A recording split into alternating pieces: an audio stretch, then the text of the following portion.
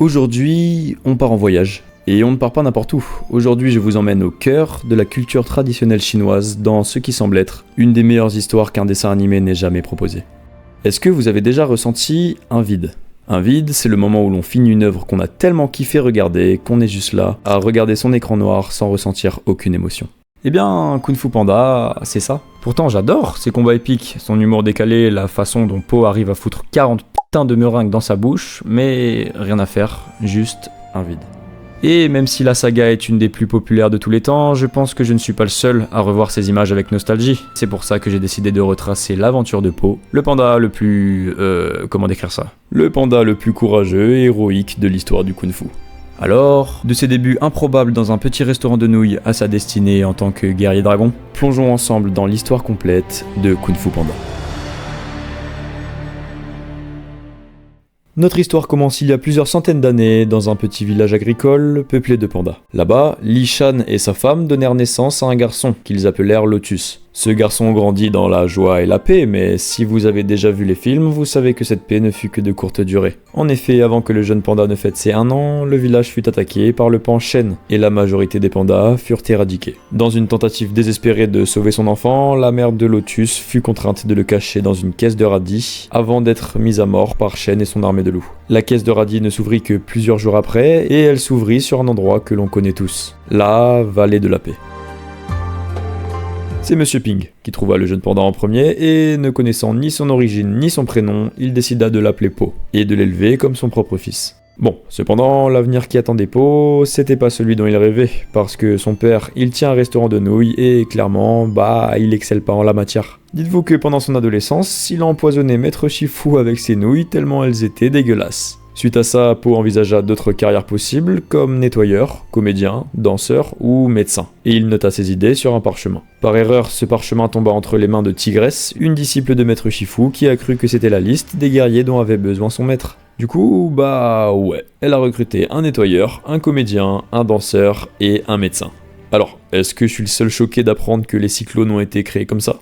Un peu plus tard, un sanglier et son armée tentent d'attaquer le village, et Po assista par erreur au combat des cyclones. Il comprit alors à quoi sa vie lui était destinée, il comprit enfin que ce qu'il voulait faire, c'était du Kung Fu.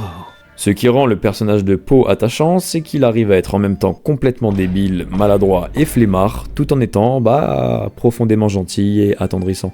Regardez cette scène par exemple. Po est maintenant devenu complètement fan de Kung Fu. Il a donc fabriqué des figurines des 5 cyclones qu'il admirait tous les jours et qui maintenaient son rêve en vie. Cependant, son père les offrit à un client car il n'y voyait que peu d'importance. Le panda tenta alors d'aller récupérer ces figurines, seulement en voyant le jeune client développer sa propre passion pour le Kung Fu, il sentit que ces figurines étaient au bon endroit. On t'aime Po. C'est alors que commence le début du premier film. Po, maintenant un jeune adulte, continue de rêver de devenir un maître du Kung Fu et de combattre aux côtés des 5 cyclones, grues, singes, vipères, mantes et tigresses. Sauf que Po, c'est un gros lard et son rêve est complètement balayé par son incompétence et par ses responsabilités en tant que successeur du restaurant de nouilles. Il garde donc son rêve secret. De son côté, Maître Shifu, qui, je le rappelle, entraîne les 5 guerriers dragons, apprend une terrible nouvelle. Mais pour comprendre la suite de l'histoire, laissez-moi remonter un peu dans le passé, plus précisément il y a 40 ans. Shifu, qui n'était alors qu'un jeune maître du Kung Fu, découvrit à sa porte un petit léopard tout mignon du nom de Tai Lung. Il lui enseigna l'art du combat comme son propre fils en lui promettant qu'il deviendra un jour le guerrier dragon protecteur du monde. Cependant, le maître du temple, Oogway, vit de la noirceur dans son cœur et refusa de le laisser accéder au titre. Fou de rage, Tai Lung sema la terreur dans la vallée de la paix et tenta de s'emparer du parchemin du dragon, qui rend invincible son lecteur. Mais il fut stoppé par Oogway et enfermé dans la prison de Gorgom, qui, pour l'anecdote, en plus d'être une prison vraiment stylée, mesurerait plus de 900 mètres de profondeur. Donc une fucking Burj Khalifa pour une seule personne. Et il y resta enfermé pendant 20 ans. Mais malheureusement, de retour dans le passé, Oogway, qui a des visions du futur, annonce à Maître Shifu que Tai Lung s'évadera bientôt de prison. Shifu, alors paniqué, tu m'étonnes, ordonne de doubler la garde et décide d'organiser un tournoi pour désigner le nouveau guerrier dragon. Et dans un concours de circonstances complètement aberrantes, c'est Po qui fut désigné en tant que guerrier dragon. Alors en fait, Po devait se rendre au tournoi pour vendre des nouilles, sauf qu'il est tellement lent qu'il a raté l'ouverture. Et quelle idée il a eu pour s'infiltrer dans l'arène ? S'accrocher des feux d'artifice au derche. Et bien sûr, comme par hasard, il retombe pile devant le doigt d'Oogway, qui s'apprêtait à désigner Tigresse comme gagnante. Bon voilà, Po est devenu le guerrier dragon, fin de l'histoire. Sauf que non, parce que ce qui devait arriver, arriva. Entre nous, la scène de Tai Lung qui s'échappe de prison, elle est vraiment incroyable. Les retournements de situation, la mise en scène, l'animation juste dingue, sérieux, GG à DreamWorks. Bon bah du coup, Po va devoir affronter Tai Lung. Sauf qu'il est vraiment claqué au kung-fu. Il est fatigué en 2 secondes, il arrive pas à voir ses pieds, et tous les membres du temple sont indignés de voir quelqu'un de si minable être élu le guerrier dragon à leur place. Et alors qu'il déprimait sur la colline sacrée en songeant à renoncer au kung-fu, le mentor Oogway le rejoint et dit une phrase qui, sincèrement, m'a fait réaliser que Kung Fu Panda était peut-être plus qu'un simple dessin animé pour enfants. Hier est derrière, demain est un mystère, mais aujourd'hui est un cadeau. Po intensifia alors l'entraînement et Maître Shifu découvrit qu'il possédait en fait une capacité unique. Il devient fort quand il pense à la bouffe. Ce gros lardon là. Donc hop, nouvelle technique d'entraînement, il va se battre pour réussir à manger. En parallèle de ses entraînements, il va même réussir à se rapprocher des 5 cyclones et à devenir ami avec eux en leur préparant les fameuses nouilles de son père. On assiste alors à la métamorphose du siècle. Po, qui n'arrivait pas à tenir debout plus de 30 secondes, réussit maintenant à battre son propre maître dans un combat pour manger une boulette. Shifu a réussi à transformer sa faiblesse en force. Morale de l'histoire, mangez comme des porcs les enfants. Le panda, maintenant digne de lire le parchemin du dragon, l'ouvre, le lit et... rien. Le parchemin est vide. Tout le monde est bouleversé d'apprendre que le fameux parchemin n'est en fait qu'une page vierge et Shifu décide de faire évacuer le village pour mettre ses habitants à l'abri de Tai Lung. Sauf que non, le parchemin n'est pas complètement vide. Il montre en fait le reflet de son lecteur, prouvant que le seul secret qui vous rend spécial, c'est vous-même. Et ça, Po va le comprendre grâce aux paroles de son père, car comme pour les nouilles, ce qui les rend si spéciales, bah c'est rien. Seulement la foi que vous accordez en vous-même. Il s'empresse alors de rejoindre Maître Shifu dans le palais de Jade et engage le combat contre Tai Lung. Je vais essayer de la faire courte, mais en gros, les 2 ennemis vont se battre pour essayer de récupérer le parchemin du dragon, et tout le combat va s'orchestrer autour de ça. Po est premièrement complètement écrasé par la puissance de Tai Lung et va se servir de ses propres atouts, ces atouts qui le rendent si spécial. La technique des baguettes, les feux d'artifice au derche, le coup de bidon et enfin la prise du doigt wushi. Skadouche. Po a sauvé la vallée de la paix et peut enfin se reposer auprès de son maître, de ses amis et de son papa.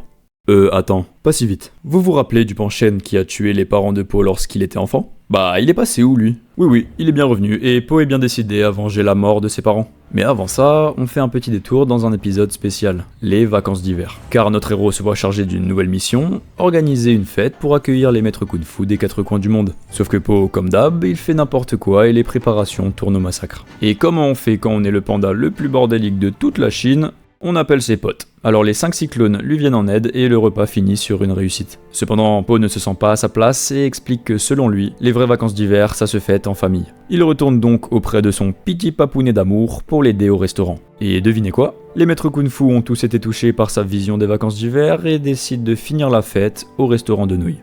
Voilà, ma parenthèse sur l'épisode spécial se termine ici et Po va maintenant devoir se venger de l'homme qui lui a volé sa famille, Shen. Shen, c'est un pan qui, clairement, n'est pas très gentil, et cela pour une raison très simple. Sa ville natale, Gongmen, est la ville qui a inventé les feux d'artifice. Cependant, Shen, il voyait dans les feux d'artifice le moyen de faire une arme pour dominer le monde. Mais après qu'un oracle ait prédit qu'il serait bientôt vaincu par un guerrier de couleur noire et blanche, il décida d'éradiquer tous les pandas dans le but de changer son destin. Et la suite de l'histoire, vous la connaissez.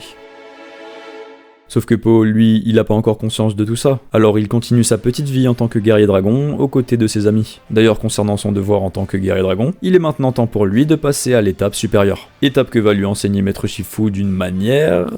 plutôt stylée. Ça, c'est la paix intérieure, et c'est ce que Po va devoir obtenir pour finaliser son entraînement. Sauf que la paix intérieure et Po, bah...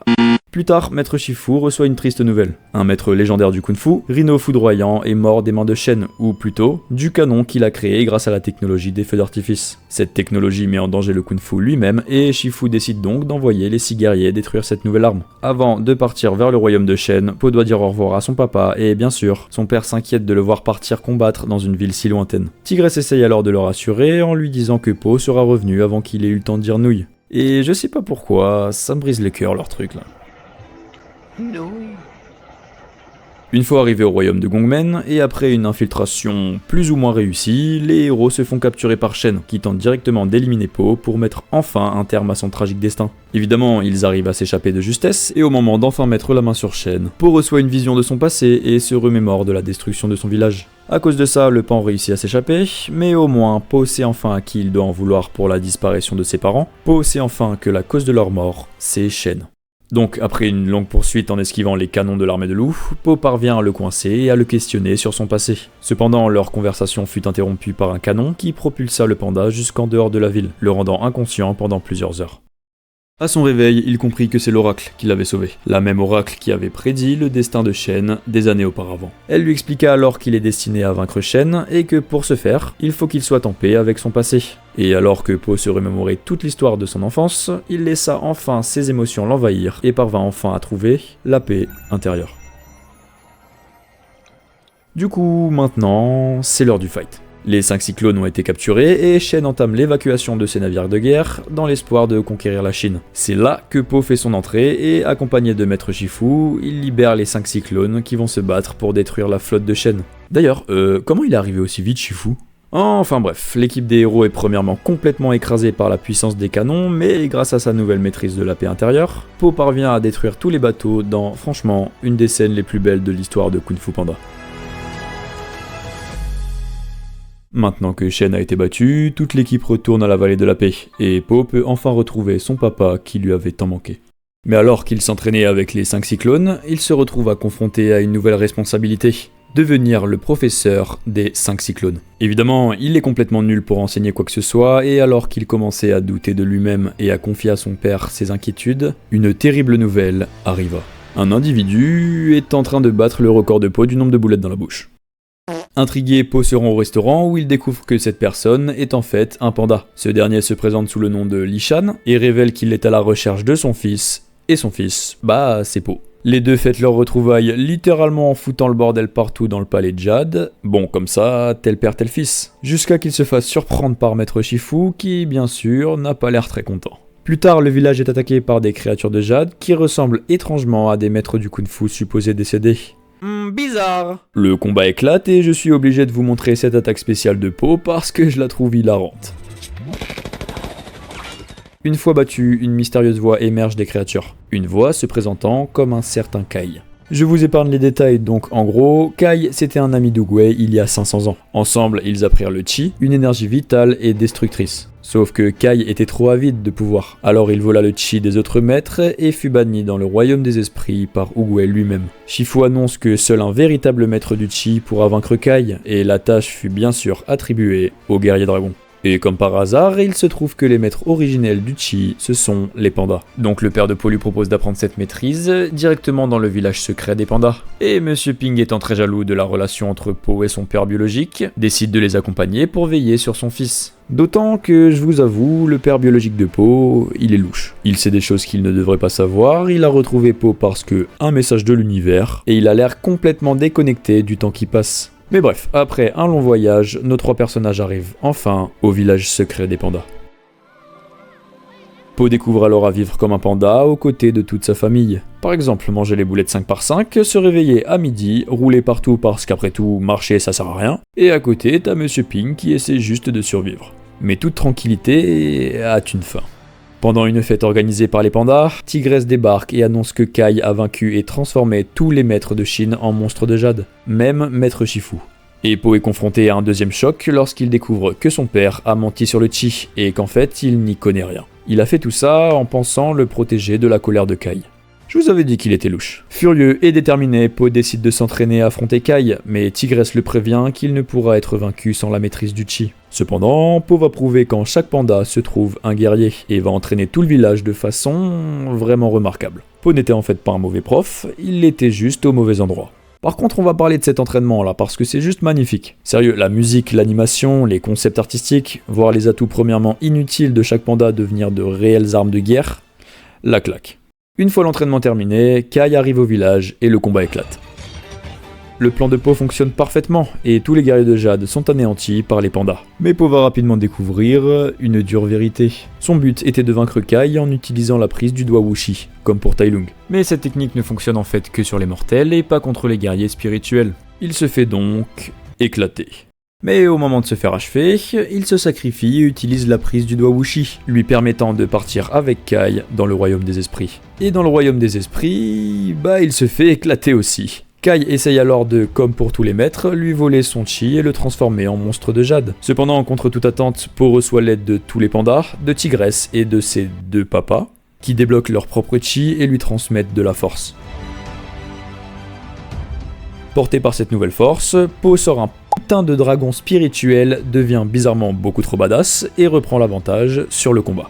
Mais faut pas être trop badass non plus, alors hop, coup de bidon, coup de fesse et on n'en parle plus. Bon, il a quand même fini sur ce move qui est, entre nous, terriblement stylé.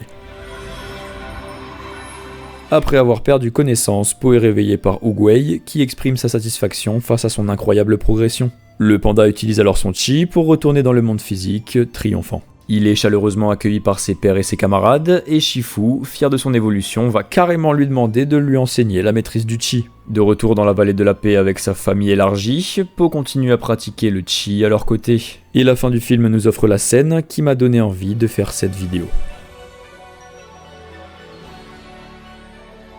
Disclaimer, je sais que certains vont râler parce que j'ai pas parlé de tous les épisodes spéciaux, mais de 1, l'animation, c'est un calvaire, et surtout, il ne contribue pas vraiment à l'évolution des personnages.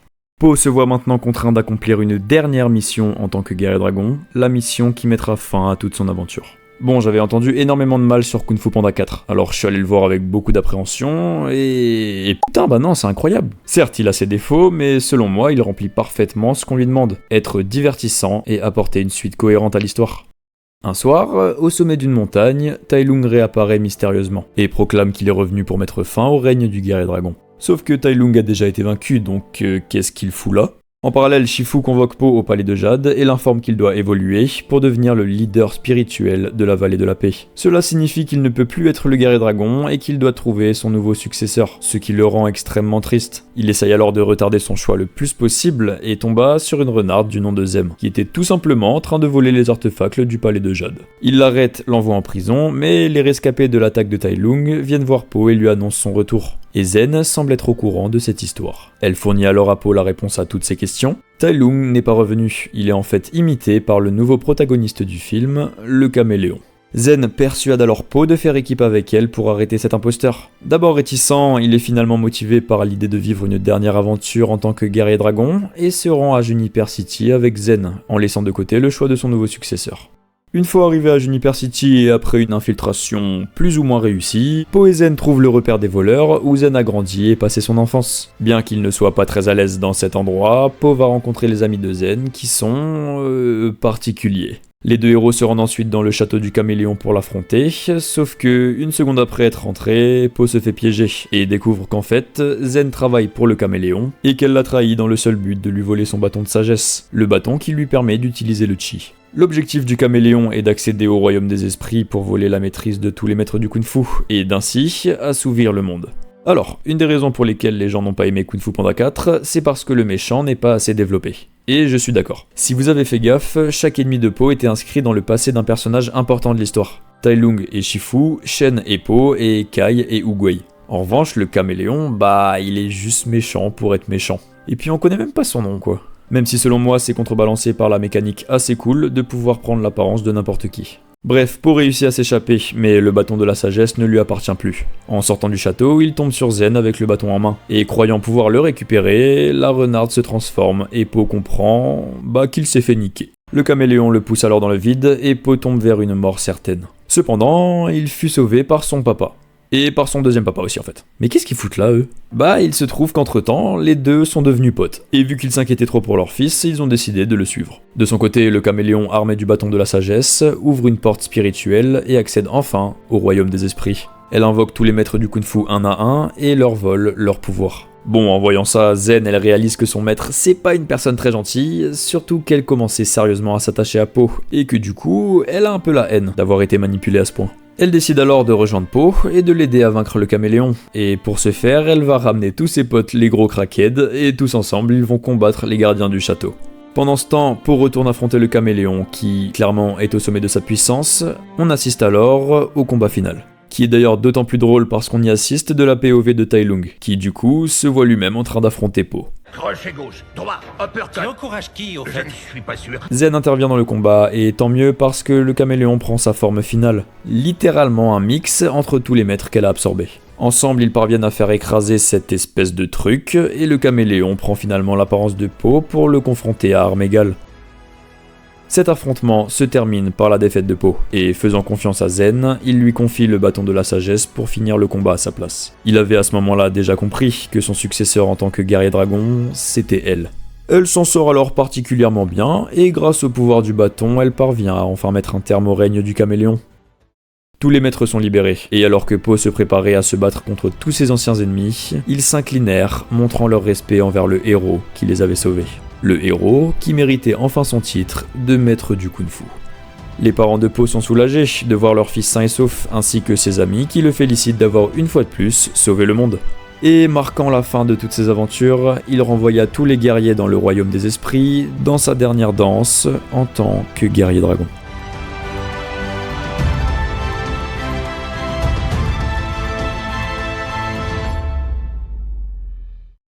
C'est ici que se termine notre voyage. Et à chaque fois que je finis Kung Fu Panda, je ressens cette émotion. Même si j'adore ces combats épiques, son humour décalé, la façon dont Po arrive à foutre 40 putains de meringues dans sa bouche, rien à faire, juste un vide.